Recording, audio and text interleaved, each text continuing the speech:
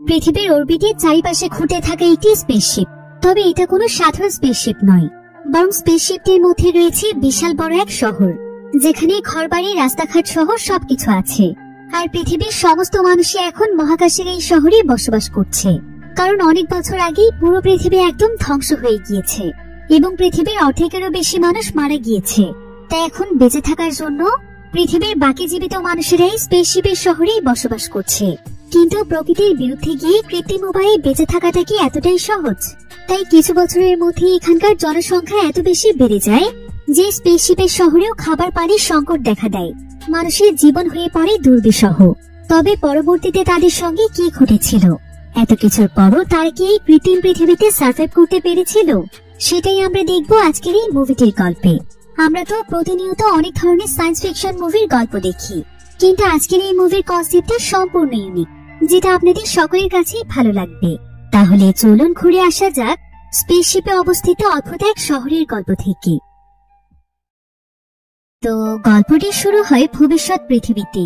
সময়টা ছিল আজ থেকে প্রায় 1000 বছর পরের ভবিষ্যতে, যখন আমাদের পৃথিবী পুরোপুরি ভাবে ধ্বংস হয়ে গিয়েছিল। এ সময় পৃথিবীর তাপমাত্রা এত বেশি বেড়ে গিয়েছিল যে আস্তে আস্তে পৃথিবীর আবহাওয়া, জলবায়ু, এমনকি পৃথিবীর প্রাকৃতিক সবকিছুতে অনেক বড় পরিবর্তন ঘটে। তবে সবচাইতে বড় পরিবর্তন ছিল পৃথিবীতে অ্যাসিড বৃষ্টি হওয়া, যার ফলে পৃথিবীর অনেক মানুষই মারা যায়। এমনকি পৃথিবীতে নানা ধরনের রোগ ব্যাধি ছড়িয়ে পড়ে, ফলে আস্তে আস্তে পৃথিবীর জনসংখ্যা অনেক কমে যায়। আর দেখতে দেখতে পৃথিবী এমন এক পর্যায়ে চলে যায় যে পৃথিবী আর মানুষের বসবাসের উপযোগী থাকে না। আর তাই পৃথিবীর শেষ কিছু মানুষকে বাঁচানোর জন্য সে সময় অনেক বড় বড় সায়েন্টিস্টরা মিলে অনেক কঠোর পরিশ্রম করে স্পেশাল একটি স্পেসশিপ তৈরি করে ফেলে। আর এই স্পেসশিপটি ছিল এমন একটি স্পেসশিপ যেটা কিনা মূলত পৃথিবীর অরবিটের মধ্যেই ঘুরবে এবং আকাশের উপরে ভাসমান অবস্থাতে থাকবে। যদিও শুরুর দিকে স্পেসশিপটি অনেক নরমাল একটি স্পেসশিপ ছিল, কিন্তু আস্তে আস্তে স্পেসশিপের মধ্যে একটি শহর তৈরি করে ফেলা হয় এবং পৃথিবীর শেষ জীবিত মানুষদেরকে এখানে নিয়ে আসা হয়। আর বর্তমানে সমস্ত মানুষই স্পেসশিপটির মধ্যেই বসবাস করছে। কিন্তু সময়ের সাথে সাথে এখানকার জনসংখ্যা অনেক বেশি বেড়ে গিয়েছে, তাই বর্তমানে স্পেসশিপের শহরটিতে আর কোনো মানুষকে জায়গা দেওয়া সম্ভব ছিল না। এমনকি এখানকার জনসংখ্যা বেড়ে যাওয়ার ফলে এখানেও প্রতিনিয়ত নতুন নতুন সমস্যা দেখা দিচ্ছিল। তাই আস্তে আস্তে এখানেও মানুষের জীবন অনেক বেশি কঠিন হয়ে পড়ছিল। তো আজকে স্পেসশিপটিতে বারবার একটি অ্যাডভার্টাইজমেন্ট দেখানো হচ্ছিল, যেখানে রিয়া নামক একটি প্ল্যানেটের ব্যাপারে বলা হয়েছে। আসলে স্পেসশিপের এই খারাপ পরিস্থিতি দেখে বিজ্ঞানীরা বহু বছর ধরে পৃথিবীর মতো একটি গ্রহের সন্ধান করছিল, কারণ তারা বুঝতে পেরেছিল যে তারা যত আধুনিক স্পেসশিপে তৈরি করে ফেলুক না কেন, পৃথিবীর মতো কোনো গ্রহ ছাড়া তারা কোনোভাবেই স্বাভাবিক জীবন যাপনে ফিরতে পারবে না। তাই তারা অনেকদিন যাবৎ বিভিন্ন প্ল্যানেটের উপর রিসার্চ করে রিয়া নামক এই প্ল্যানেটটিকে খুঁজে পেয়েছে। আর এই প্ল্যানেটের প্রাকৃতিক অবস্থা একদম পৃথিবীর মতোই ছিল, অর্থাৎ মানুষ চাইলে সেখানে বসবাস করতে পারবে। তাই বর্তমানে রিয়া প্ল্যানেটকে দ্বিতীয় পৃথিবীও বলা হয়ে থাকে। তবে স্পেসশিপের শহর থেকে রিয়া প্ল্যানেটে যেতে প্রায় অনেক টাকার প্রয়োজন, তাই দরিদ্র মানুষের পক্ষে সেখানে যাওয়াটা ছিল স্বপ্নের মতো। কিন্তু ধনীরা তো খোঁজ পাওয়ার সঙ্গে সঙ্গে সেই প্ল্যানেটে চলে গিয়েছে। তো এবার আমরা এই স্পেসশিপের শহরটিতে রিচেল নামক একটি মেয়েকে দেখতে পাই। রিচেল পেশায় একজন ডক্টর ছিল, সে স্পেসশিপের মানুষদের ট্রিটমেন্ট করত। রিচেলের মীরা নামক একটি বোন ছিল। মীরার আর্থিক অবস্থা ভালো হওয়ার কারণে সে অনেকদিন আগে রিয়া প্ল্যানেটে চলে গিয়েছিল, তাই মীরার সঙ্গে রিচেলের অনেকদিন যাবৎ দেখাই হয় না। তবে রিচেল তার বোন মীরাকে অনেক মিস করে, তাই এখন তার সবচেয়ে বড় স্বপ্ন হলো রিয়া প্ল্যানেটে যাওয়া আর সেখানে গিয়ে তার বোনের সঙ্গে থাকা। তবে সেখানে যেতে তার অনেক টাকার প্রয়োজন, তাই সে টাকা উপার্জনের জন্য এখানকার স্পেশাল একটি কোম্পানিতে চাকরি নিয়েছে। তবে এই চাকরিটি পুরোপুরি ভাবে সম্পূর্ণ করার জন্য তাকে এই কোম্পানির সঙ্গে 8 বছরের একটি চুক্তি করতে হয়েছে। তাকে এখন থেকে প্রায় 8 বছর সময় ধরে এই স্পেসশিপের একজন ক্রু মেম্বার হয়ে এখানকার ডক্টরের দায়িত্ব পালন করতে হবে এবং একটানা প্রায় 8 বছর কাজ করার পরে সে রিয়া প্ল্যানেটে যেতে পারবে। তবে সে যে স্পেসশিপটির দায়িত্ব পেয়েছে সেটা অনেক পুরনো একটি স্পেসশিপ ছিল। তারপরও রিচেলের কোনো আপত্তি ছিল না, সে রিয়া প্ল্যানেটে যাওয়ার জন্য সবকিছু করতেই প্রস্তুত ছিল। আর আজকে স্পেসশিপে কাজ করার রিচেলের প্রথম দিন ছিল। তো রিচেল এখানে এসে এখানকার ফার্স্ট অফিসারের সঙ্গে দেখা করে, যার নাম ছিল লিয়ানা। এই স্পেসশিপটিতে রিচেল এবং লিয়ানা সহ মোট 5 জন ক্রু মেম্বার ছিল, যাদের মধ্যে ছিল ক্যাপ্টেন ল্যাক্রস, টেকনিশিয়ান ইউসিডা আর 2 জন ইঞ্জিনিয়ার প্রকোপ এবং ভেসপার। ক্যাপ্টেন ল্যাক্রস এখানে সবাইকে বলে যে তারা এখন যে স্পেসশিপটিতে কাজ করছে এই স্পেসশিপটি সম্পূর্ণভাবে অটোমেটেড, আর এই স্পেসশিপটি এখন তাদেরকে মিশন 42 এর দিকে নিয়ে যাচ্ছে। আর তাদের এই মিশনের স্টেশনের নাম হচ্ছে স্টেশন 42। সবাই তখন ল্যাক্রক্সের কাছে মিশন 42 এর ব্যাপারে জানতে চায়। ল্যাক্রক্স তখন সবাইকে বলে যে অনেক বছর ধরে সিক্রেট একটি টেররিস্ট গ্রুপ বেরিয়েছে। তাদের মূল কাজই হচ্ছে বিভিন্ন স্পেসশিপের মধ্যে হামলা করা। তারা আজ পর্যন্ত অনেক শিপের মধ্যেই হামলা করে শিপগুলোকে নষ্ট করে দিয়েছে এবং শিপের বিভিন্ন দামি দামি জিনিসপত্র নিয়ে পালিয়ে গিয়েছে। তাই বর্তমানে গভর্নমেন্ট প্রত্যেকটি স্পেসশিপের মধ্যেই একজন করে সিকিউরিটি অফিসারকে নিয়োগ দিয়েছে। তো এবার লিয়ানা সেখানে ডেকার নামক একজন ব্যক্তিকে নিয়ে আসে। সে সকলের সঙ্গে ডেকারকে পরিচয় করিয়ে দেয়। ডেকার আসলে ছিল তাদের স্পেসশিপের সিকিউরিটি অফিসার। তো ডেকার এখানে তাদের সবাইকে ব্রুকনার নামক একজন ব্যক্তির ছবি দেখায়। সে ছিল সবচাইতে বড় একজন টেররিস্ট, আর লাস্ট হামলার পর থেকে তাকে কোথাও খুঁজে পাওয়া যাচ্ছে না। সে মূলত একসাথে 3টি স্পেস স্টেশনে হামলা চালিয়েছে, যেটার মধ্যে রয়েছে স্টেশন 20, স্টেশন 23 এবং সর্বশেষ স্টেশন 24। এই হামলার পর থেকে তাকে আর কোথাও পাওয়া যাচ্ছে না। এখানে আবার ব্রুকনার এবং তার টিমের একটি ফুটেজ ছিল, যেখানে ব্রুকনার চিৎকার করে সবাইকে বলছিল যে যতদিন টেকনোলজি তাদের উপর শাসন করে যাবে ততদিন পর্যন্ত তারা কখনো শান্তি পাবে না এবং তারা কখনোই তাদের স্বাভাবিক জীবনে ফিরে যেতে পারবে না। বর্তমানে টেকনোলজি তাদেরকে রোবটের মতো বানিয়ে ফেলছে, আর এভাবে চলতে থাকলে তারা একদিন টেকনোলজিরই গোলাম হয়ে যাবে। আর এই সমস্ত কারণে ব্রুকনার এবং তার টিম টেকনোলজির বিরুদ্ধে ছিল, এমনকি তারা এখানকার গভর্নমেন্টের বিরুদ্ধেও কাজ করছে। তাই তারা টেকনোলজিকে ধ্বংস করতে এভাবে হামলা চালিয়ে যাচ্ছে। আর এখন তাদের এই পুরো টিমটিকে ধরার জন্যই রিচেল এবং তার টিম একটি মিশনে যাচ্ছে। তো তারা এবার তাদের স্পেস স্টেশনে করে রওনা হয়ে যায় স্টেশন 22 এর উদ্দেশ্যে।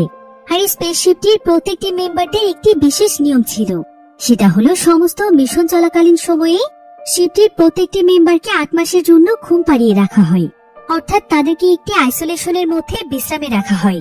কারণ মহাকাশের এক একটি স্টেশন অনেক দূরে অবস্থিত ছিল, তাই এক জায়গা থেকে আরেক জায়গাতে যেতে অনেক সময়ের প্রয়োজন। তবে যখন সবাইকে আইসোলেশনে রাখা হতো তখন যে কোনো একজন সদস্য পুরো স্পেসশিপটির উপর নজর রাখত। এভাবে একজন একজন করে জেগে জেগে স্পেসশিপ পাহারা দিত। তবে শিপটির মধ্যে একটি জায়গা রয়েছে যেটাকে কনস্ট্রাকশন এরিয়া বলা হয়ে থাকে। শিপটির এই জায়গাতে যে কারো যাওয়া নিষেধ ছিল, কারণ এটাই ছিল শিপের মেইন কার্গো এরিয়া, যেখানে স্পেসশিপটির বিভিন্ন গুরুত্বপূর্ণ জিনিসপত্র থাকে। তো এভাবেই সমস্ত প্রস্তুতি সম্পূর্ণ করে তারা তাদের মিশনটিতে বেরিয়ে পড়ে। এরপর দেখতে দেখতেই তাদের এই মহাকাশ যাত্রার প্রায় 3 বছর সময় পার হয়ে যায়। আর এই 3 বছরের স্পেসশিপ পাহারা দেওয়ার জন্য 8 মাস পর পর এক এক করে ক্রু মেম্বাররা কাজ করতে থাকে। তো এভাবেই এখন রিচেলের কাজ করার সময় এসেছে, অর্থাৎ আজ থেকে 8 মাস পর্যন্ত তাকে স্পেসশিপটির উপর নজর রাখতে হবে। তো রিচেল পুরোপুরি ভাবে প্রস্তুতি নিয়ে তার কাজ শুরু করে দেয়। প্রতিদিন সে স্পেসশিপের সমস্ত ফাংশনগুলো চেক করে থাকে। এরপর সে বিভিন্ন কাজ করে তার সময়গুলো কাটানোর চেষ্টা করে। তবে এখানকার সবকিছু অনেক বোরিং ছিল, কারণ পুরো স্পেসশিপে সে একাই জেগে রয়েছে। তার সঙ্গে গল্প করার মতো কোনো মানুষ ছিল না। তাই রিচেল তখন তার বোরিং সময়গুলোকে পার করার জন্য বেশিরভাগ সময়ই বই পড়ত, এমনকি পাঞ্চিং ব্যাগে সে বক্সিং প্র্যাকটিস করেও তার সময় কাটাতো। তবে এভাবেও তার খুব একটা ভালো লাগছিল না, তাই সে সেখানে তার শখের একটি কাজ করে, সেটা হলো গার্ডেনিং। সে স্পেসশিপটির একটি ছোট্ট জায়গাতে বেশ কয়েকটি গাছ লাগিয়ে ফেলে, আর তারপর থেকে সে বেশিরভাগ সময়ই গাছের দেখাশোনা করে কাটিয়ে দেয়।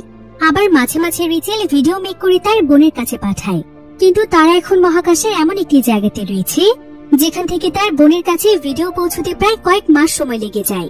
অন্যদিকে রিচেলের বোন মীরা যখন তাকে সেই ভিডিওর রিপ্লে পাঠায়, সেটাও তার কাছে পৌঁছতে প্রায় বেশ কয়েক মাস লেগে যায়। তাই আস্তে আস্তে রিচেলের অনেক খারাপ লাগতে শুরু করে, কারণ একা একা একটা মানুষের কত সময় থাকতে পারে। তাছাড়া সে তার বোনের সঙ্গেও ঠিক মতো কথা বলতে পারছে না। তো এভাবেই একদিন যখন রিচেল স্পেসশিপের মধ্যে হাঁটাহাঁটি করছিল, ঠিক তখনই সে স্পেসশিপটির মেইন কার্গো এরিয়া থেকে একটি আওয়াজ শুনতে পায়।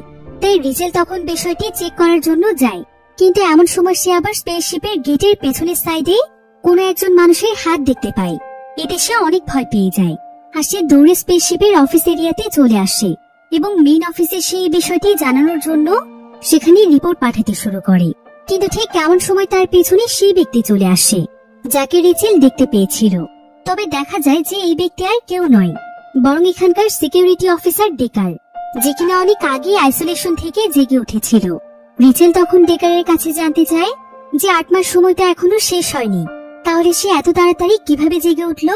ডেকার তখন তাকে বলে যে এখানকার কম্পার্টমেন্ট সিস্টেম কেউ হয়তো খুলে দিয়েছে, তা না হলে তার জেগে ওঠার কথাই ছিল না। অর্থাৎ এই স্পেসশিপে তারা ছাড়াও আরো কেউ জেগে রয়েছে, বা হয়তো বাইরের কেউ এখানে লুকিয়ে আছে। তবে ডেকার তখন রিচেলের কাছে জানতে চায় যে স্পেসশিপের মেইন কার্গো কম্পার্টমেন্টে আসা তো সকলের জন্য মানা ছিল, তাহলে সে কেন এখানে এসেছে আর কেনই বা সে এখানকার দরজা খুলেছে। রিচেল তখন তাকে জানায় যে সে কার্গো এরিয়ার ভেতর থেকে একটি আওয়াজ পেয়েছে, তার কাছে মনে হচ্ছে যে কার্গো এরিয়াতে কেউ আছে। তো এই বিষয়টি অবশ্যই তাকে ক্যাপ্টেনকে জানাতে হবে। এই জন্য রিচেল ক্যাপ্টেনকে আইসোলেশন থেকে জাগিয়ে তুলতে চাইছিল। ডেকারও তখন তার সঙ্গে একমত হয়। এরপর তারা স্পেসশিপের ক্যাপ্টেন ল্যাক্রক্সকে জাগিয়ে তোলে এবং কার্গো এরিয়ার রেস্ট্রিক্টেড জায়গাটি চেক করতে যায়। তার এখানে স্পেশাল একটি স্যুট পরে এসেছিল। রিচেল এখানে দেখতে পায় যে কার্গো এরিয়াটি অনেক বড় ছিল। তো ল্যাক্রক্স এখানে সবকিছু চেক করার পর রিচেলকে বলে যে রিচেলের ডিউটি চলাকালীন সময় এখানকার কম্পার্টমেন্টটি অনেকবার খোলা হয়েছে, তবে এখানে কোনোভাবেই কোনো মানুষের লুকিয়ে আসাটা সম্ভব নয়। হয়তো কোনো টেকনিক্যাল ইস্যুর কারণে এমনটা হয়েছে, হতে পারে অটোমেটিক ভাবে দরজাটি অনেকবার খুলেছে। আর মূলত এটার শব্দ হয়তো রিচেল পেয়েছে। এখানে আবার অনেকগুলো কন্টেইনার রাখা আছে, যেগুলোর প্রত্যেকটি স্পেসশিপের জন্য অনেক গুরুত্বপূর্ণ। আর এই জায়গাটি অনেক বেশি ঠান্ডা ছিল, এতটাই ঠান্ডা ছিল যে এখানে বরফ পড়ছিল। তো এবার ল্যাক্রক্স সেখান থেকে উপরের ফ্লোরটিতে চেক করতে যায়, আর রিচেল চেক করতে যায় নিচের ফ্লোরটি। কিন্তু কিছু সময় পরেই দেখা যায় যে ল্যাক্রক্স ফ্লোর চেক করতে করতে সোজা নিচে এসে পড়ে যায়। রিচেল এবং ডেকারিতে অনেক ভয় পেয়ে যায়। আর তারা দূরে যখন ল্যাক্রক্সকে দেখতে যায় তখন দেখা যায় যে ল্যাক্রক্স তার মাথায় আঘাত পেয়ে সেখানেই মারা গিয়েছে। আর অন্যদিকে এমন সময় কার্গো এরিয়ার মেইন গেটটি বন্ধ হয়ে যাচ্ছিল, কারণ এই গেটটিও অটোমেটেড ছিল। ফলে তারা দুজন মিলে ল্যাক্রক্সকে নিয়ে কোনোমতেই দরজা বন্ধ হওয়ার আগে সেখান থেকে বেরিয়ে আসে। আর আজকে যেহেতু তাদের সঙ্গে অনেক বড় একটি ইনসিডেন্ট হয়ে গিয়েছে, তাই তারা তখন স্পেসশিপের সবাইকে আইসোলেশন থেকে জাগিয়ে তোলে। আর আইসোলেশন থেকে জাগার পর ক্যাপ্টেনের মৃত্যুর খবর জানতে পেরে সবাই অনেক কষ্ট পায়। তবে তাদেরকে তো তাদের মিশন কমপ্লিট করতে হবে, তাই ক্যাপ্টেনকে বাদ দিয়ে তারা আবারও নতুন করে টিম গঠন করতে শুরু করে। আর এখন এখানকার ক্যাপ্টেনের দায়িত্ব নেয় লিয়ানা। এরপর লিয়ানা তখন বাকিদেরকে তাদের কাজগুলো বুঝিয়ে দেয়। আর তাদের টিমে যে দুজন টেকনিক্যাল ইঞ্জিনিয়ার ছিল তাদের দুজনকে কার্গো এরিয়ার মেইন গেটটি ঠিক করতে বলা হয়। তাই তারা সঙ্গে সঙ্গে দ্রুত তাদের কাজে লেগে পড়ে। আর তাদের টিমের ইউসিদা নামক মেয়েটিকে বলা হয় স্পেসশিপের সমস্ত এন্ট্রি এবং বিভিন্ন সাসপিশিয়াস জিনিসগুলো চেক করতে। অন্যদিকে রিচেল যেহেতু একজন ডক্টর ছিল, তাই রিচেলকে ল্যাক্রক্সের লাশটিকে পোস্টমর্টেম করতে বলা হয় এবং তাকে ল্যাক্রক্সের মৃত্যুর সঠিক কারণ বের করতে বলা হয়। এরপর রিচেল যখন তার পোস্টমর্টেমের কাজ শুরু করে তখন সে ল্যাক্রক্সের চোখের মধ্যে একটি আর্টিফিশিয়াল ইমপ্ল্যান্ট দেখতে পায়, যেটা অনেক অদ্ভুত একটি বিষয় ছিল। ভিডিওর এই পর্যায়ে আপনাদেরকে সবচেয়ে বিশ্বস্ত একটি বুকমেকার অ্যাপের সঙ্গে পরিচয় করিয়ে দিতে চাই, যার অফিসিয়াল পার্টনার হচ্ছে সিরিয়া এবং পিএসজি। 22 মার্চ থেকে শুরু হয়েছে আইপিএল, আর অনেকেই এই ম্যাচগুলোর উপর প্রেডিক্ট করে গেম জিতছে। এই অ্যাপে আপনি সমস্ত লাইভ ম্যাচের ফলাফল এবং লাইভ ম্যাচ দেখতে পারবেন, এমনকি আপনি স্কোরও অনুমান করতে পারেন। সেই সাথে এখানে বিএমডব্লিউ গাড়ি, আইফোন, ল্যাপটপ এবং আরো অনেক নগদ পুরস্কার জেতার সুযোগ রয়েছে। আর জেতা টাকা আপনি চাইলে বিকাশ, রকেট, নগদ, ব্যাংক এবং অন্যান্য সহজ পদ্ধতির মাধ্যমে খুব সহজেই তুলে নিতে পারেন। এখানে রয়েছে ক্র্যাশ গেমের মতো আরো অনেক মজার গেম, যেখানে বিমান যত উপরে উঠবে আপনি তত বেশি নগদ পুরস্কার জিতবেন। এটি প্রায় সকলেরই প্রিয় একটি গেম। আর এই অ্যাপের সবচেয়ে স্পেশাল ব্যাপার হচ্ছে নতুন ইউজাররা আমার প্রোমো কোড ব্যবহার করে সাইন আপ করলে প্রায় 30,000 টাকা এবং বিনামূল্যে স্পিন পাবেন। তাহলে আর দেরি কিসের? রেজিস্ট্রেশনের জন্য পিন কমেন্টে থাকা লিঙ্কে ক্লিক করুন আর রেজিস্ট্রেশনের সময় প্রোমো কোড ব্যবহার করুন এবং বোনাস পান। এটা শুধুমাত্র একটি বিজ্ঞাপন। এই সমস্ত অ্যাপে আর্থিক ক্ষতির সম্ভাবনা রয়েছে, তাই এই ধরনের অ্যাপ থেকে দূরে থাকুন। তো রিচেল তখন সেই ইমপ্ল্যান্টটিকে বের করে ফেলে এবং ইনফরমেশন জানার জন্য সেটার অ্যাক্সেস চেক করতে শুরু করে। এই ইমপ্ল্যান্টের মধ্যে অনেকগুলো ভিডিও ফুটেজ ছিল, কারণ এই ইমপ্ল্যান্টটি ছিল অনেকটাই ক্যামেরার মতো। তো রিচেল এবং বাকি সবাই এখানে দেখতে পায় যে ল্যাক্রক্স কার্গো এরিয়ার একটি জায়গাতে গিয়েছিল, যেখানে বায়োহ্যাসেল লেখা রয়েছে। এটা দেখে রিচেল অনেকটাই ভয় পেয়ে যায়, কারণ সে এখন বুঝতে পারছে যে শিপটির মধ্যে শুধুমাত্র কন্টেইনারই নিয়ে যাওয়া হচ্ছে না, বরং হয়তো তাদের কাছ থেকে লুকিয়ে আরো অন্য কোনো জিনিসও নিয়ে যাওয়া হচ্ছে। রিচেল তখন ডিকারকেও এই পুরো বিষয়টি বুঝিয়ে বলে। সে বলে যে শিপটির মধ্যে হয়তো এমন কোনো জিনিস রয়েছে যেটা সম্পর্কে তারা জানে না, তাই তারা দুজন তখন এই বিষয়টি ইনভেস্টিগেশন করার জন্য সকলের আড়ালে লুকিয়ে লুকিয়ে কার্গো এরিয়ার কাছে চলে আসে। আর তারা এখানে ল্যাক্রক্সের এক্সেস কার্ড ব্যবহার করে রেস্ট্রিক্টেড এরিয়ার দরজা খুলে সেটার ভেতরে চলে যায়। এরপর তারা একটি জায়গাতে গিয়ে সেখানকার কন্টেইনার গুলোকে চেক করতে শুরু করে, যেগুলো সেখানে ফ্রিজিং করে রাখা হয়েছিল এবং কন্টেইনার গুলো বরফের আস্তরণে ঢাকা পড়েছিল। তো রিচেল যখন কন্টেইনারের উপর থেকে বরফের আস্তরণ সরিয়ে দেয়, তখন সে এবং ডেকার দেখতে পায় যে কন্টেইনারের মধ্যে কারো লাশ রয়েছে। এটা দেখে তারা দুজনে অনেক ভয় পেয়ে যায়। তবে শুধুমাত্র একটি কন্টেইনারে নয়, বরং এখানকার প্রায় প্রত্যেকটি কন্টেইনারে মানুষের লাশ রয়েছে। রিচেল তখন সেখান থেকে একটি কন্টেইনার বাহিরে নিয়ে আসে এবং দেখতে পায় যে এই কন্টেইনারের মধ্যে ছোট্ট একটি বাচ্চা মেয়ের লাশ রয়েছে। তো রিচেল এবং ডেকার তখন এখানকার টেকনিশিয়ানদের সাহায্য নেয়। এরপর তারা সবাই মিলে সেই কন্টেইনারটিকে নিয়ে আসতে শুরু করে। কিন্তু ঠিক তখনই সেখানকার অন্যান্য কন্টেইনার গুলো নিজেদের পজিশন বদলাতে শুরু করে, ফলে সমস্ত কন্টেইনার সেখানে মুভ করছিল। রিচেল সেই জায়গা থেকে বেরিয়ে আসার আগে একটি কন্টেইনার মুভ করে নিচের দিকে যাচ্ছিল, আর রিচেলও তখন কন্টেইনারটির সঙ্গে পড়েই যাচ্ছিল। কিন্তু সঠিক সময় সেখানে ডেকার চলে আসে, আর ডেকার কোনো মতে রিচেলকে টেনে উপরে নিয়ে আসে, ফলে এবারের মতো রিচেল বেঁচে যায়। রিচেল ডেকারকে মন থেকে অনেক ধন্যবাদ জানায়। এরপর তারা চারজন মিলে সেই বাচ্চা মেয়েটির কন্টেইনার নিয়ে তাদের এরিয়াতে চলে আসে। আর এমন সময় সেখানে লিয়ানা এসে সবকিছু দেখতে পায়, যে কিনা এখন তাদের ক্যাপ্টেন ছিল। তো লিয়ানা এখানে তাদের সবাইকে বলে যে কন্টেইনারের বিষয়গুলোতে তাদের একদমই মাথা ঘামানো ঠিক নয়। তাদের উচিত শুধুমাত্র তাদের কাজ করা। কন্টেইনারের সমস্ত কিছু চেক করার দায়িত্ব হচ্ছে লোডিং কোম্পানি। তাহলে তারা কেন বেশি বাড়াবাড়ি করছে? কিন্তু এসব কথা শুনে রিচেল তখন বলে যে তার এখানকার কোনো একজন মানুষের উপর সন্দেহ হচ্ছে, যে কিনা তাদের কাছ থেকে কিছু একটা লুকোচ্ছে। কারণ তারা যখন এই কন্টেইনারটিকে নিয়ে আসছিল, ঠিক তখনই কেউ একজন কন্টেইনার গুলোকে রিলিজ করে দিয়েছে, ফলে কন্টেইনার গুলো মুভ করতে শুরু করেছিল। এতে তো তারা সবাই মারা যেতে পারত। তাহলে তাদের সঙ্গে কে এমনটা করলো? রিচেলের আসলে তাদের ভিতরে কোনো একজন মানুষের উপর সন্দেহ ছিল এবং তার কাছে মনে হচ্ছিল ল্যাক্রক্সকে সেই মেরেছে। রিচেল মনে মনে লিয়ানাকেও সন্দেহ করছিল, কারণ ল্যাক্রক্সের ক্যাপ্টেনের জায়গা পাওয়ার জন্য সে এমনটা করতে পারে। তো এখানে রিচেলের কথা শুনে লিয়ানা তাদের কোনো কথা শুনতে চাইছিল না, বরং সে এখানে বলছিল যে রিচেল শুধু শুধুই সন্দেহ করছে এবং তিনি সকলের মনে সন্দেহ তৈরি করে দিচ্ছে। রেস্ট্রিক্টেড এরিয়াতে যে কন্টেইনার গুলো রয়েছে সেগুলো নাকি তাপমাত্রার সাথে সাথে নিজে নিজেই মুভ করে, অর্থাৎ সেগুলো নাকি অটোমেটিক ভাবেই মুভ হয়েছে। তাই কারো উপর সন্দেহ করার কোনো প্রশ্নই আসে না। আর যেহেতু কার্গো এরিয়ার সবকিছুই অটোমেটিক সিস্টেমে তৈরি করা, তাই মূলত এই কারণে সবাইকে সেখানে যেতে মানা করা হয়েছিল, কারণ সেখানে প্রত্যেকেরই জীবনের ঝুঁকি রয়েছে।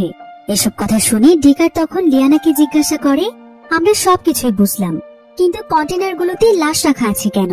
এগুলো কাদের লাশ? আর আমাদেরকে লাশের ব্যাপারে কোনো কিছু জানাওনি কেন?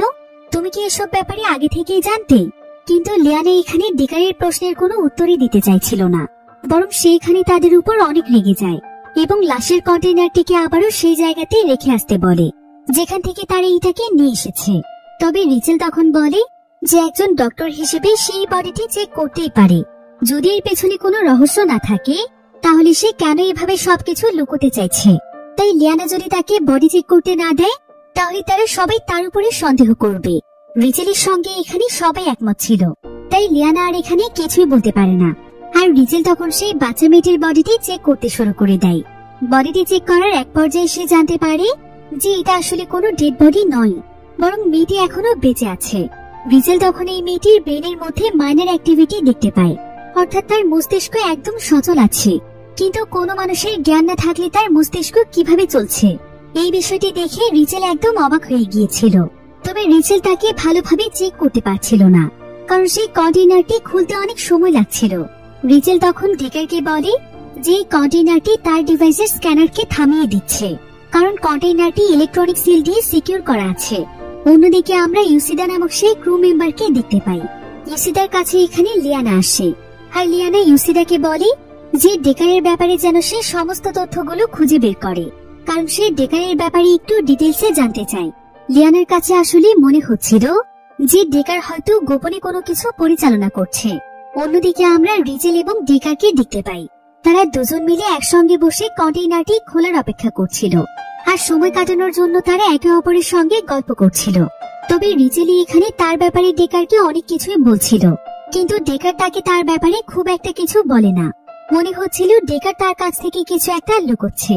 তবে এমন সময় ডেকার রিচেলের কাছে জানতে চায় যে সে স্পেসশিপের মিশনটিতে কেন এসেছে। রিচেল তখন তাকে বলে যে সে অনেক বছর ধরে রিয়া প্ল্যানেটে যেতে চায়, কারণ তার মা বাবা কেউ বেঁচে নেই।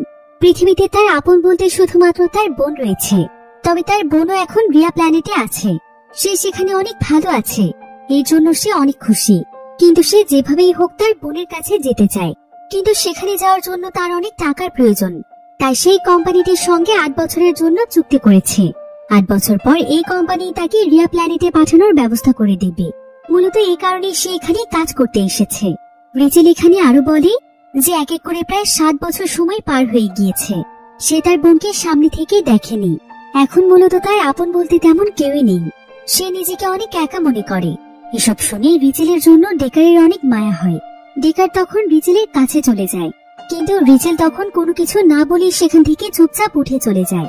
আসলে আস্তে আস্তে তারা দুজনই দুজনকে পছন্দ করতে শুরু করেছিল। তবে রিচেল সমস্ত পরিস্থিতি মিলিয়ে অনেক ডিপ্রেস থাকার কারণে তার কোনো কিছুই ভালো লাগছিল না। অন্যদিকে আমরা স্পেসশিপে সেই দুজন টেকনিশিয়ানকে দেখতে পাই, যারা কিনা আজকেও কার্গো এরিয়ার দরজা ঠিক করার কাজ করছিল। তবে এমন সময় তারা কার্গো এরিয়া থেকে অদ্ভুত একটি আওয়াজ শুনতে পায়। মনে হচ্ছিল যে ভেতরে কেউ আছে। এতে একজন টেকনিশিয়ান অনেকটাই ভয় পেয়ে যায়, কিন্তু আরেকজন তখন তাকে তার কাজ করতে বলে, কারণ তাদের অন্য কোনো দিকে মনোযোগ দেওয়ার কোনো প্রয়োজন নেই। তাদের শুধুমাত্র তাদের কাজের দিকে মনোযোগ দেওয়া উচিত। অন্যদিকে প্রায় বেশ কয়েক ঘন্টা পর কন্টেনারের ঢাকনা খুলে যায়। এরপর রিচেল এবং ডেকার যখন মেয়েটির বডিটি চেক করছিল, তখন রিচেল বডিটির ভেতরে একটি ইন্টারনাল গ্রোথের মতো কিছু একটা দেখতে পায়। আর কোনো মানুষের শরীরে এমনটা সে প্রথম দেখছে। তাই রিচেল বুঝতে পারছিল না যে এই বাচ্চা মেয়েটির বডি ভিন্ন কেন। ডেকার তখন এই বিষয়টি ভালোভাবে জানার জন্য রিচেলকে এই বাচ্চা মেয়েটির বডি এক্সটার্নাল কানেকশনের সঙ্গে জয়েন দিতে বলে। কিন্তু এই প্রসেসটি অনেক বেশি ডেঞ্জারাস ছিল, এমনকি এতে করে এই মেয়েটি মারাও যেতে পারে। তাই রিচেল তার কথায় রাজি হচ্ছিল না। এবার ডেকার রিচেলকে বলে, ঠিক আছে, তোমার যেটা ভালো মনে হয় সেটাই করো। তবে আমরা এখানে যা কিছু করছি এই সবকিছুর সমস্ত তথ্য শুধুমাত্র আমাদের মধ্যেই থাকবে।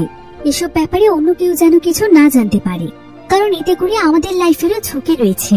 এসব বলে ডেকার সেখান থেকে চলে যায়।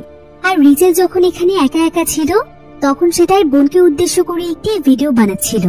সে এখানকার সমস্ত পরিস্থিতি সম্পর্কে তার বোনকে বলছিল এবং জানাচ্ছিল যে খুব শীঘ্রই সে তার কাছে আসবে। এমনকি সে এখানে তার বোনকে সেই বাচ্চা মেয়েটির কথাও বলে এবং জানায় যে সে বাচ্চা মেয়েটিকে রক্ষা করার আপ্রাণ চেষ্টা করছে। কিন্তু সে বুঝতে পারছে না যে এখানে এসব কি হচ্ছে। এসব কিছু বলে সে একটি ভিডিও তৈরি করে তার বোনের উদ্দেশ্যে পাঠিয়ে দেয়। আর কিছুক্ষণের মধ্যেই তার বোনের কাছ থেকে একটি রিপ্লাই আসে। রিচেল এতে একদম অবাক হয়ে যায়, কারণ কিছুদিন আগে যখন সে তার বোনকে মেসেজ পাঠাতো, তখন মেসেজ যেতে আর আসতে অনেক সময় লাগতো, প্রায় কয়েক মাস সময় লেগে যেত। কিন্তু অদ্ভুতভাবে এখন অনেক কম সময় লাগছে। রিচেল বুঝতে পারে যে এর পেছনে নিশ্চয়ই কোনো কারণ আছে। রিচেল তখন সোজা ডেকারের কাছে চলে যায়, আর সে ডেকারকে এই মেসেজের ব্যাপারে সবকিছু খুলে বলে। এরপর সে ডেকারকে জিজ্ঞাসা করে যে ডেকারের একটি বিষয় তাকে অনেক অবাক করে দিয়েছে। সেটা হলো ডেকার তো একজন সিকিউরিটি অফিসার, তাহলে মেডিকেল সায়েন্সের ব্যাপারে তার নলেজ কিভাবে আছে? রিচেলের আসলে ডেকারের উপর সন্দেহ হচ্ছিল যে ডেকার হয়তো সেই কন্টেনারে থাকা বডিগুলোর ব্যাপারে জানে, তা না হলে সে এক্সটার্নাল জয়েনের কথা কিভাবে জানলো। কিন্তু ডেকার এখানে তার প্রশ্নের কোনো উত্তর দেয় না। রিচেল এতে প্রচন্ড রেগে যায় এবং সে ডেকারের সঙ্গে রাগ করে সেখান থেকে চলে যাচ্ছিল। কিন্তু ডেকার তখন রিচেলকে তার কাছে টেনে নেয়। এবার কিছুক্ষণ পর লিয়ানা তাদের সবাইকে ডাকে এবং জানায় যে ইউশিদা সমস্ত তথ্য বের করে ফেলেছে। সে জানতে পেরেছে যে তাদের মধ্যে কোনো একজন ক্রু মেম্বার আছে যে কিনা ড্রাইভ ক্যামেরার ফুটেজের মধ্যে হেরফের করেছে, অর্থাৎ এমন কিছু ফুটেজ সে ডিলিট করে দিয়েছে যেগুলো তাদের জন্য অনেক গুরুত্বপূর্ণ ছিল। এবার লিয়ানা এখানে ডেকারের উপর সন্দেহ করছিল, কারণ সে ডেকারের ব্যাপারেও একটি তথ্য জানতে পেরেছে। তো সে এখানে ডেকারকে জিজ্ঞাসা করে, আমরা সবাই যখন আইসোলেশনে ছিলাম তখন তুমি প্রায় সময় জেগে উঠতে, আর সেই সময় তুমি কি এমন কাজ করতে, আর তুমি টেকনিক্যালি এমন কি করেছিলে যে তোমার হুঁশ ফিরে আসতো? ডেকার তখন তাকে বলে, আমি তেমন কিছু করতাম না। আসলে ক্যাপ্টেন ল্যাক্রক্সি আমাকে টেকনিক্যালি একটি সিস্টেম তৈরি করে দিয়েছিল, যাতে করে আমি প্রায় সময় জেগে উঠে পুরো স্পেসশিপটিকে চেক করতে পারি এবং স্পেসশিপে কর্মরত ক্রু কোনো উল্টোপাল্টা কাজ করছে কিনা সেদিকে নজর রাখতে পারি। আর এই বিষয়টি শুধু আমি এবং ক্যাপ্টেন ল্যাক্রক্সি জানতাম। তাই হয়তো আমাকে আপনার কাছে সন্দেহজনক লাগছে। এসব শুনে লিয়ানা তখন বলে, ঠিক আছে, তোমার কথা আমি বিশ্বাস করলাম, তবে ল্যাক্রক্সের মৃত্যুর সময় তুমি কোথায় ছিলে?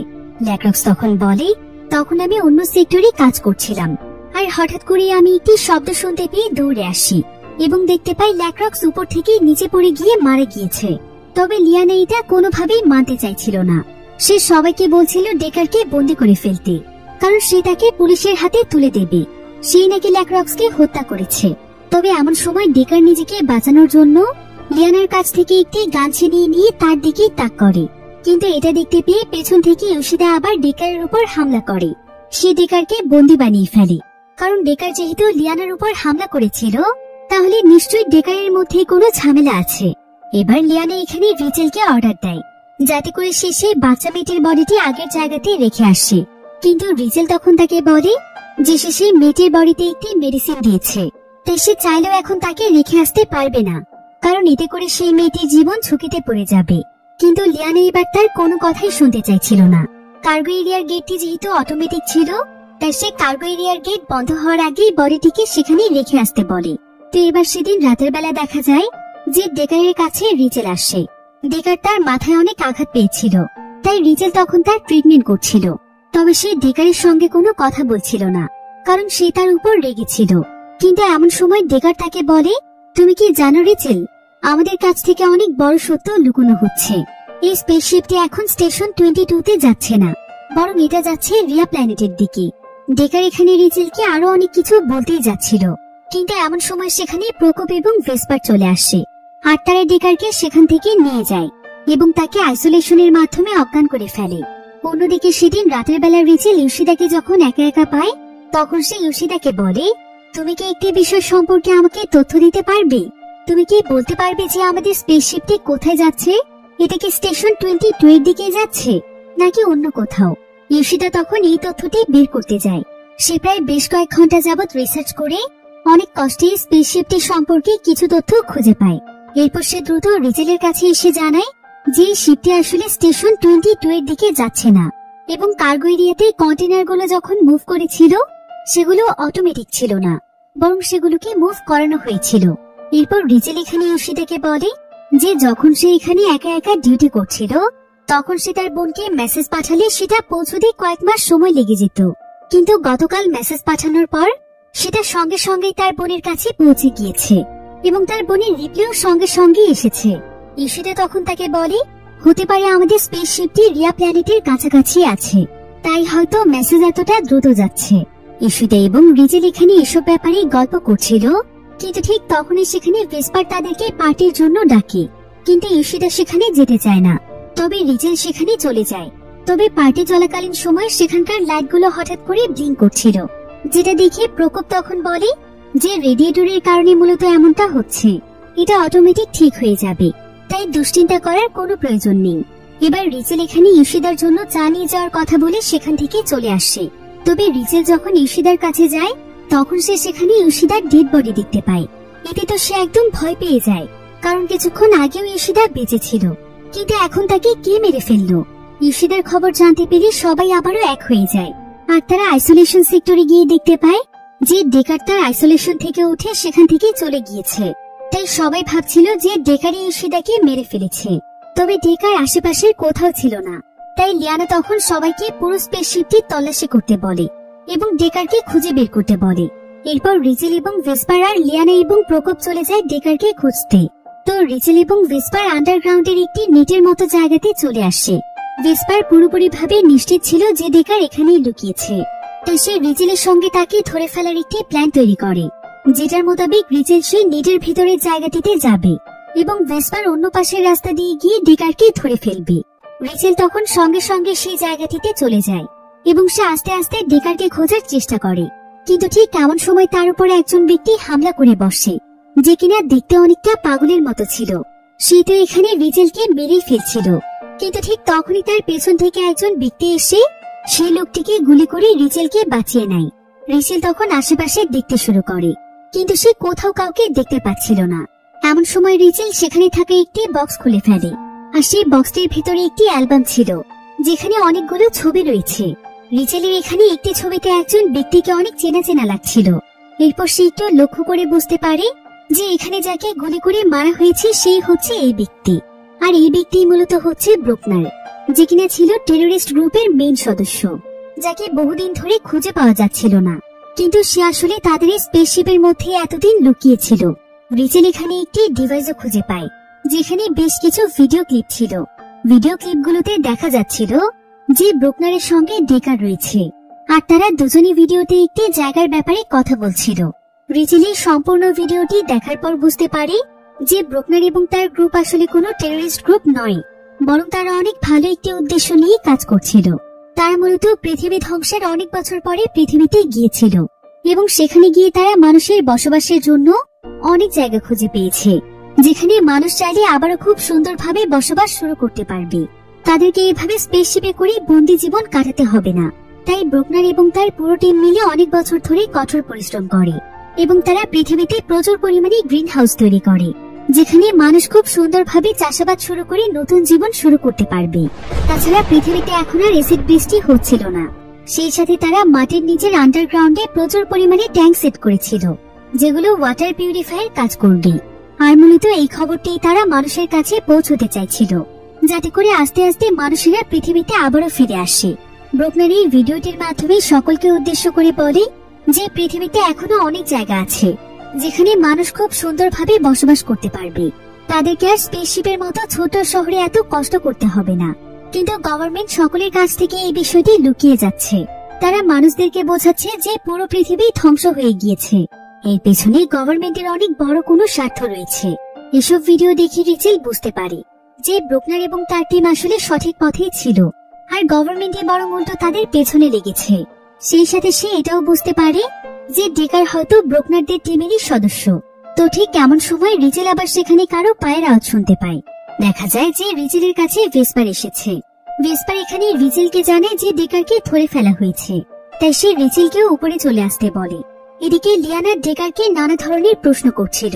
সে তার কাছে তার পরিচয় জানতে চাইছিল এবং জানতে চাইছিল যে সে কোন উদ্দেশ্যে এই স্পেসশিপে এসেছে, আর কেন বা সে তাদের দুজন মানুষকে এভাবে মেরে ফেলেছে। ডেকার তখন এখানে বলতে শুরু করে যে গভর্নমেন্ট আমাদের সবাইকেই ধোঁকা দিচ্ছে। রিয়া আসলে কোনো প্ল্যানেটই নয়, বরং সেটা একটা ভার্চুয়াল রিয়েলিটি। মানুষের মস্তিষ্ককে এমন ভাবে ব্যবহার করা হচ্ছে যে তাদের কাছে মনে হচ্ছে তারা একটি প্ল্যানেটের মধ্যে আছে, কিন্তু আসলে তো তারা ডেড বডির মতো পড়ে আছে। তাদের মস্তিষ্ক বছরের পর বছর ভার্চুয়াল রিয়েলিটিতে বেঁচে আছে। তারা তো মানুষ, কোনো রোবট নয়। গভর্নমেন্ট শুধুমাত্র টাকার জন্য হাজার হাজার মানুষের সঙ্গে এমনটা করছে। মানুষ মনে করছে টাকা দিলে রিয়া প্ল্যানেটে যাওয়া যায়, কিন্তু আসলে গভর্নমেন্টও তাদের কাছ থেকে টাকা নেওয়ার পর তাদেরকে ভার্চুয়াল রিয়েলিটিতে পাঠিয়ে দিচ্ছে, যেখানে তাদের কোনো অস্তিত্বই নেই। তারা স্বপ্নের জগতে রয়েছে। আর মানুষের এই ভুল ধারণাকে ভাঙার জন্যই আমি এবং ব্রুকনার বহু বছর ধরেই কাজ করছি। এসব কথা শুনে রিচেল তখন ডেকারের কাছে জানতে চায়, তুমি কি ব্রুকনারকে গুলি করে চলে এসেছিলে? ডেকার বলে হ্যাঁ, কারণ ব্রুকনার অনেক বছর ধরে গভর্নমেন্টের সঙ্গে লড়াই করতে করতে সে তার মানসিক ভারসাম্য হারিয়ে ফেলেছিল। সে পাগল হয়ে গিয়েছিল, তাই সেই ল্যাক্রক্স এবং ইউসিডাকে মেরে ফেলেছে।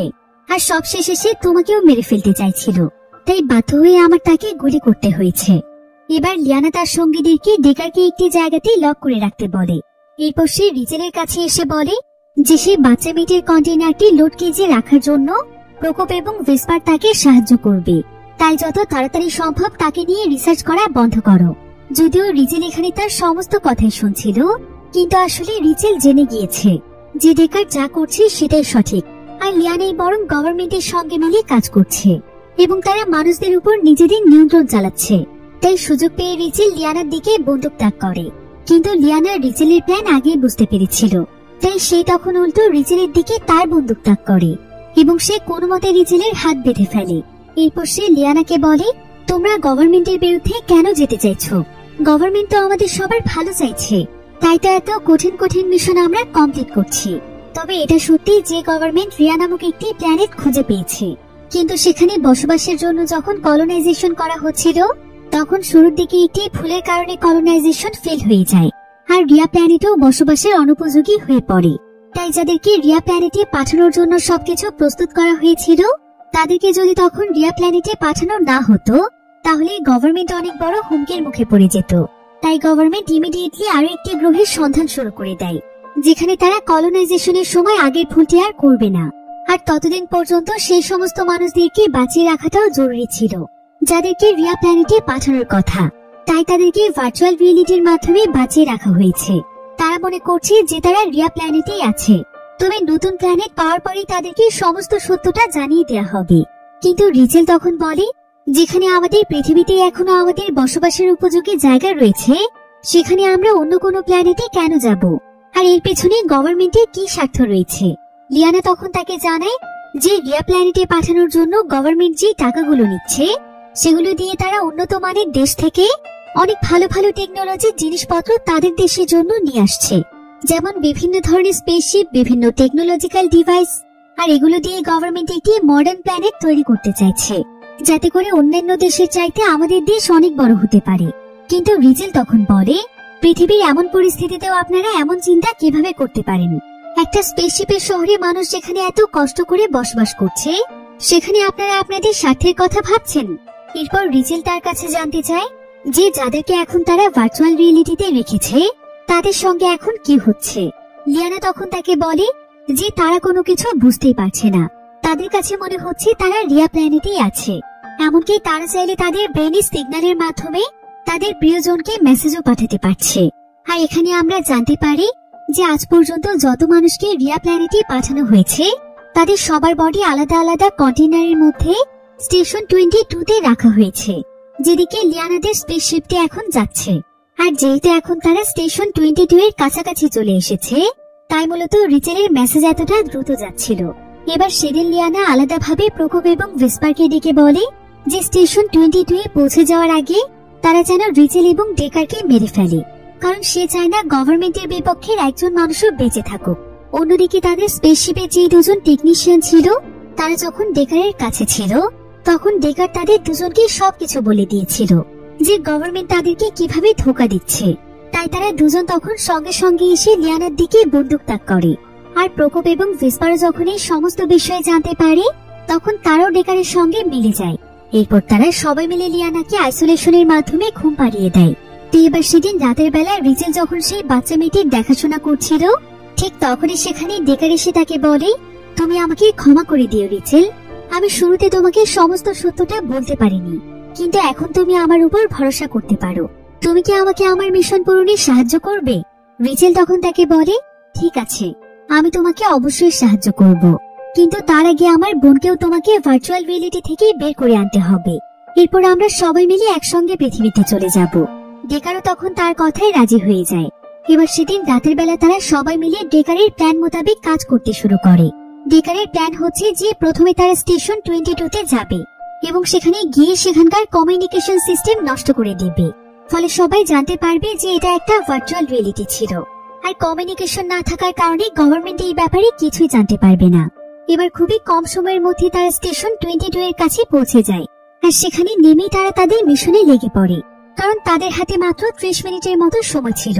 এখানে এমন ভাবে টাইম সেট করা আছে যে 30 মিনিটের মধ্যে তাদের স্পেসশিপের মধ্যে থাকা সমস্ত বডিগুলো ট্রান্সফার হয়ে যাবে, অর্থাৎ এগুলো স্টেশন 22 তে সেট হয়ে যাবে এবং স্পেসশিপটি আবারও এখান থেকে ফিরবে। এদিকে ডেকারি স্টেশনে নামার আগে এক ধরনের স্যুট পরে নেয়। অন্যদিকে আমরা ভিসপার এবং প্রকোপকে দেখতে পাই। তাদের প্ল্যান আসলে ভিন্ন ছিল। তারা আসলে ভার্চুয়াল রিয়েলিটির মাধ্যমে রিয়া প্ল্যানেটেই থাকতে চাইছিল, কারণ তাদের কাছে তাদের এমন লাইফ আর ভালো লাগছিল না। তাই তারা প্ল্যান করে ডেকারের সঙ্গে যোগ দিয়েছিল। তারা তখন সেখানকার কার্গোতে রাখা যে কন্টেনারগুলো ছিল, সেখানকার দুটো কন্টেনার থেকে দুজন মানুষের বডি বের করে ফেলে এবং সেই কন্টেনারে তারা থাকার সিদ্ধান্ত নেয়, যাতে করে সেই দুজনের জায়গায় তারা শুয়ে রিয়ার ভার্চুয়াল ওয়ার্ল্ডে যেতে পারে। অন্যদিকে রিচেল দেখতে পায় যে সেই ছোট্ট বাচ্চাটির জ্ঞান ফিরে এসেছে, তাই সে সেই বাচ্চা মেয়েটির খেয়াল রাখতে শুরু করে। এদিকে ডেকার চলে যায় কমিউনিকেশন সেক্টরের কাছে, যেটার মাধ্যমে সবাইকে ভার্চুয়াল রিয়েলিটির সঙ্গে কানেক্ট করে রাখা হয়েছে। অন্যদিকে ভেসপার ভার্চুয়াল রিয়েলিটিতে যাওয়ার জন্য লিয়ানার এক্সেস কার্ড ব্যবহার করে, যার ফলে লিয়ানা তার জ্ঞান ফিরে পায়। এদিকে প্রকোপ সেখানকার সময় 10 মিনিট পর্যন্ত বাড়িয়ে দেয়, যাতে করে তারা দুজন নিজেদের সেটআপের জন্য আরেকটু সময় পায়। অন্যদিকে ডেকার কমিউনিকেশন সিস্টেমে একটি টাইম বম সেট করে দেয় এবং সে রিচেলের বোন মিরার বডি খুঁজে বের করে দেখতে পায় যে মিরার বডিটি প্রায় অনেকদিন ধরে এইভাবে রাখা হয়েছে।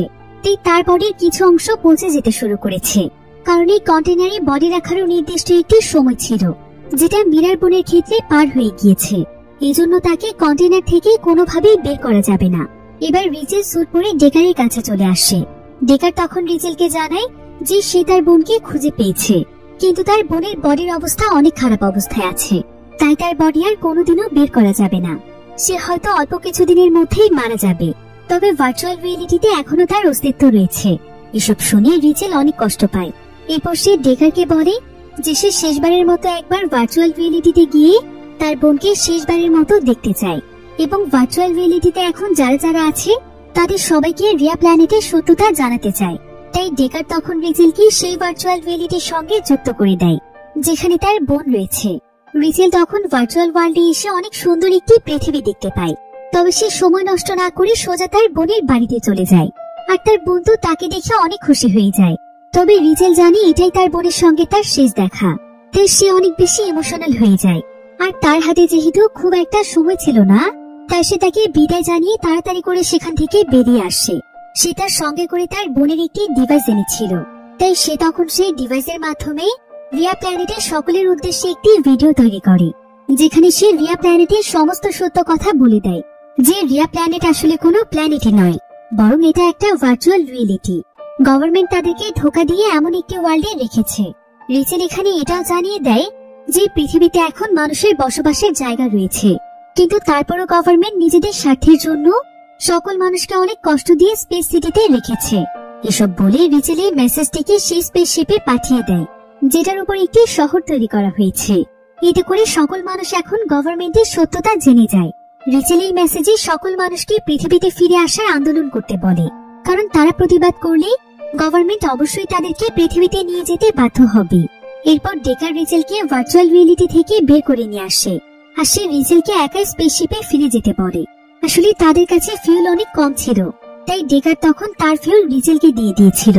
আর স্পেসশিপে পৌঁছতে যতটুকু ফিউলের প্রয়োজন সেটা এখন ডেকারের কাছে ছিল না, তাই সে চাইলেও স্পেসশিপে ফিরতে পারবে না। কিন্তু রিচেল ডেকারকে ছাড়া কোনোভাবেই যেতে চাইছিল না। তবে ডেকার এখানে রিচেলকে বলে যে তাকে তার মিশন কমপ্লিট করতে হবে। আসলে তার কাছে যে বাচ্চা মেয়েটি রয়েছে সেই মেয়েটি এখন একমাত্র প্রমাণ, যেটার মাধ্যমে রিচেল তার মেসেজের সত্যতা প্রমাণ করতে পারবে এবং মানুষকে তার কথা বিশ্বাস করাতে পারবে। এতে করে অনেক মানুষের জীবন বেঁচে যাবে। এসব বলতে বলতে ডেকারের স্যুটের ফুয়েল একদম শেষ হয়ে যাওয়ার ফলে ডেকার সেখান থেকে নিচে পড়ে মারা যায়। রিচেল এতে অনেক কষ্ট পেয়েছিল, কারণ সে ডেকারকে অনেক ভালোবেসে ফেলেছিল। সে প্রচন্ড কাঁদছিল, কিন্তু তারপরও সে ডেকারের শেষ মিশনটি পূরণ করতে চায়, তাই সে তাড়াতাড়ি করে স্পেসশিপে ফিরে আসে। আর অন্যদিকে ডেকারের লাগানো বোমটিও ব্লাস্ট হয়ে যায়, ফলে রিয়া প্ল্যানেটের কমিউনিকেশন সিস্টেমও নষ্ট হয়ে যায়। এরপর রিচেল যখন স্পেসশিপের ভেতরে যায় তখন সে সেই বাচ্চা মেয়েটিকে কোথাও দেখতে পাচ্ছিল না। আর ঠিক এমন সময় লিয়ানা তার উপর হামলা করে, যে কিনা ভার্চুয়াল রিয়েলিটি থেকে জেগে উঠেছিল। তো লিয়ানা এখানে রিচেলকে মেরেই ফেলতে চাইছিল, কিন্তু রিচেল কোনো মতে চালাকি করে লিয়ানাকে স্পেসশিপ থেকে ফেলে দেয়, ফলে সেখানেই লিয়ানা মারা যায়। এরপর রিচেল তাড়াতাড়ি করে সেই বাচ্চা মেয়েটিকে খুঁজে বের করে এবং সে তাকে দেখতে পেয়ে তাকে জড়িয়ে ধরে। এরপর তারা দুজন মিলে রওনা হয়ে যায় পৃথিবীর উদ্দেশ্যে। আর এখানে এই সুন্দর গল্পটি শেষ হয়ে যায়।